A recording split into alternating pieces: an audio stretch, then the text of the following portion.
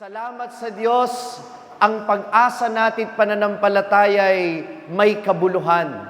Sapagkat sabi ni San Pablo, kung hindi muling nabuhay si Jesus, walang kabuluhan ang ating pananampalataya. Kaya mahalaga ang gagawin natin sa araw na ito, matapos na ihanda natin ang ating sarili sa loob ng 40 araw, ngayon ay sasariwain natin ang mga pangako ng binyag na noon ay ating tinanggap at naging pagsisimula ng buhay ng kaligtasan na ating tinanggap mula sa Panginoon.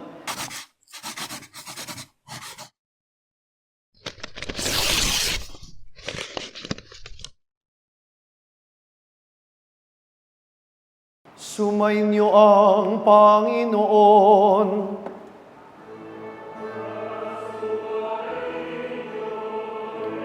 Ang mabuting balita ng Panginoon ayon kay San Juan.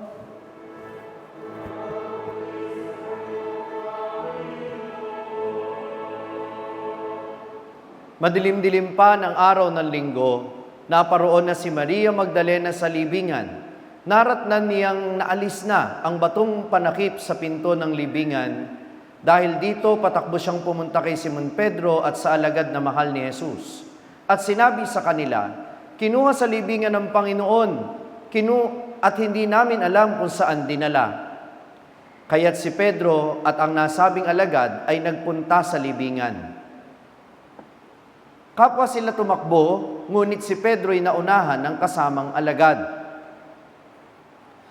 Yumuko ito at sumilip sa loob. Nakita niyang nakalagay ang mga kayong lino, ngunit hindi siya pumasok. Kasunod niyang dumating si Simon Pedro at tuloy-tuloy itong pumasok sa libingan. Nakita niya ang mga kayong lino at ang panyong ibinalot sa ulo. Hindi ito kasama ng mga kayong lino, kundi hiwalay na nakatiklop sa isang tabi. Pumasok din ang alagad na naunang dumating. Nakita niya ito at siya'y naniwala. Hindi pa nila nauunawaan ang nasasaad sa kasulatan na kailangang muling mabuhay si Jesus. Ang mabuting balita ng Panginoon.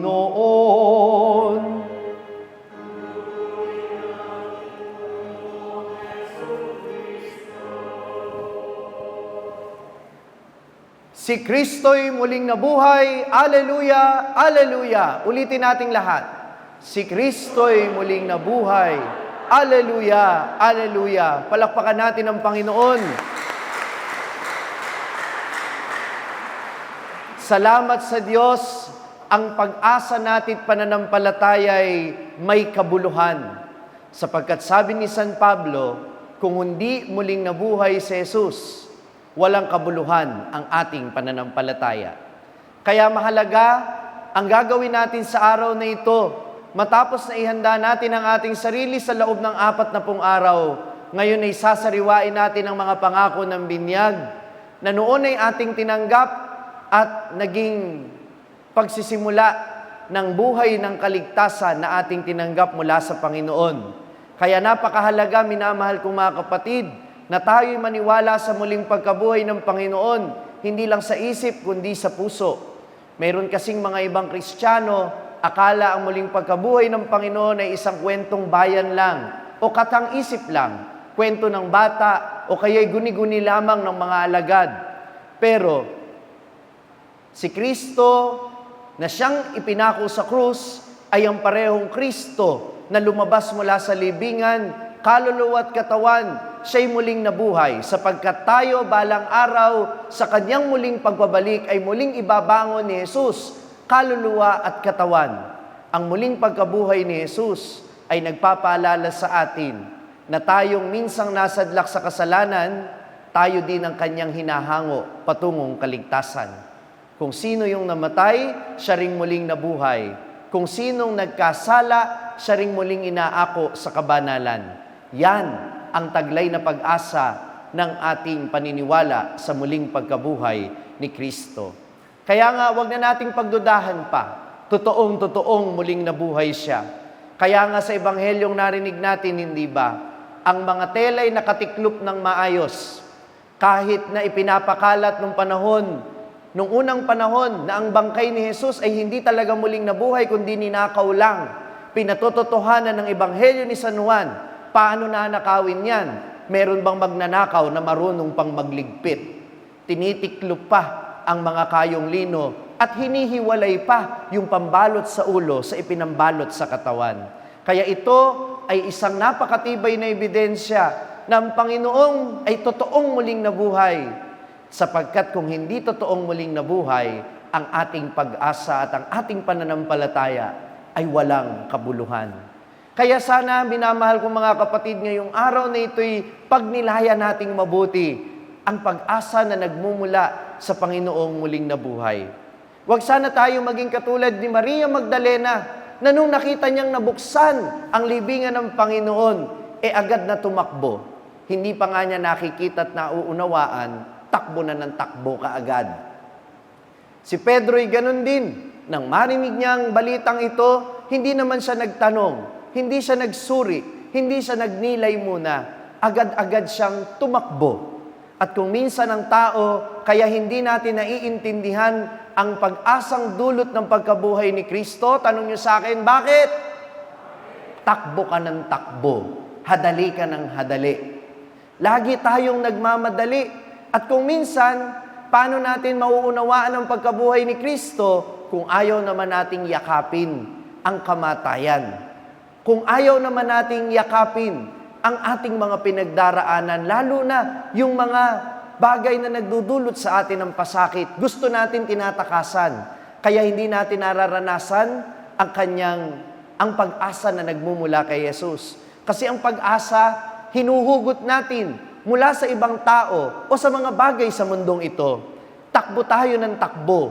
Tinatakasan natin ang ating mga pinagdaraanan. Pero paano nakamit ni Jesus ang muling pagkabuhay? Sa pamamagitan ng kanyang pagyakap sa krus. Sa pamamagitan ng kanyang pagtanggap sa kamatayan. Sa pamamagitan ng kanyang pagpapakasakit, nakamit niya ang muling pagkabuhay.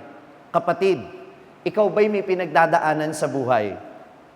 Huwag mong takbuhan. Huwag mong takbuhan. Huwag kang panghinaan ng loob. Sapagkat ang Panginoong muling nabuhay, ang kanyang espiritu'y tinanggap mo nung ikaw ay bininyagan. Hindi kanya pababayaan. Kung paanong hindi pinabayaan ng Diyos si Jesus na masadlak lamang sa kamatayan, tandaan mo ang ating Diyos, hindi kahahayaang habang buhay na nakasadlak sa kabiguan.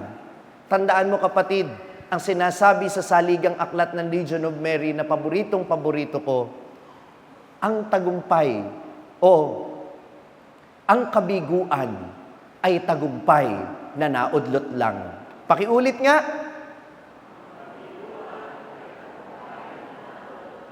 Pwede bang sabihin sa katabi mo, kapatid, ang kabiguan mo ay tagumpay na naudlot lang. At kagaya ng nakita natin at ipinagdiriwang natin sa araw na ito, hindi tayo pinapaasa ni Kristo. Totoo ang kanyang pangako.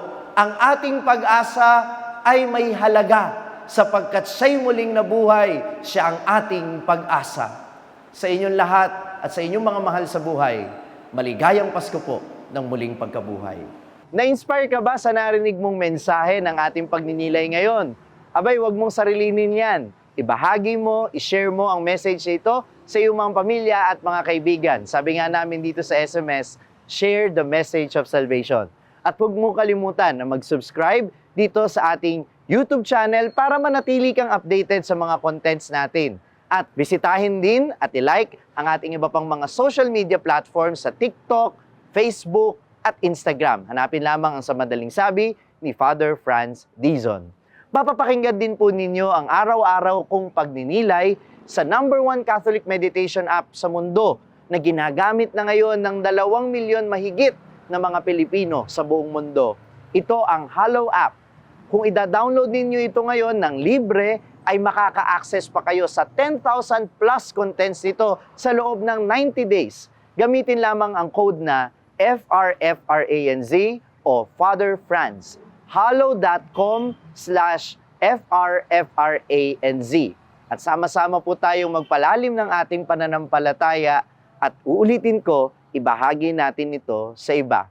Muli, ako po si Father Franz Dizon at ito po ang Sa Madaling Sabi, sharing the message of salvation.